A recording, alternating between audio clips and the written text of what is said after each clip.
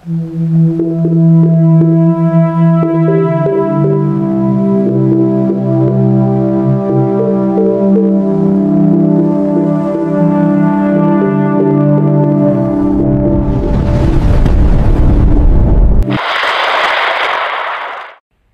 hapon po sa inyong lahat. Narito ang pinakahuling update sa ating mino-monitor na LPA at bagyo sa labas ng PAR. Sa kasalukuyan, ang LPA na mino-monitor natin sa loob ng ating PAR na nasa kanluran ng Luzon ay ganap ng bagyo. Ito ay may kategoryang Tropical Depression na may bilis na 45 km per hour at may pagbugso na 55 km per hour. Samantala, may pagkilos ito na 10 km per hour pa northwest. Sa ngayon, wala tayong nakataas na wind signal at inaasahan din natin ang paglabas ng bagyong ito na pinangalanan na nating Bagyong Fabian. Bukod kay Bagyong Fabian, may mino-monitor din tayong bagyo sa labas ng ating PAR.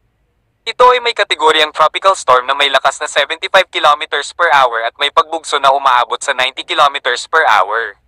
Ang pagkilos nito ay 15 km per hour at inaasahan natin na papasok ito sa mga susunod na araw. Kaya, ating paghandaan. Base sa ating track, posible itong pumasok sa ating PAR sa Sunday evening o Monday morning. Kaya, lubos nating pinaghahanda ang ating mga kababayan sa posibleng pagpasok nito at magdulot ng malalakas na hangin at makasira ng ating mga kabahayan at mga infrastruktura.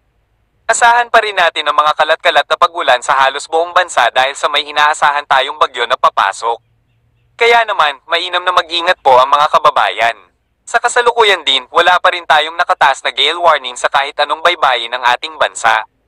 Kaya naman, malaya pa rin makakapaglayag ang ating mga kababayan na mangisda sa kahit anong baybayin ng ating karagatan. Para sa mga kababayan natin, patuloy na maging updated sa mga bagong ulat panahon. Para maging updated po kayo sa atin, mag-subscribe po kayo sa aming channel para sa bagong update sa mga lagay ng panahon sa ating bansa. Ingat mga kababayan sa posibleng pagbaha at pagguho ng lupa. Yan po ang pinaka-latest nating update sa lagay ng ating panahon.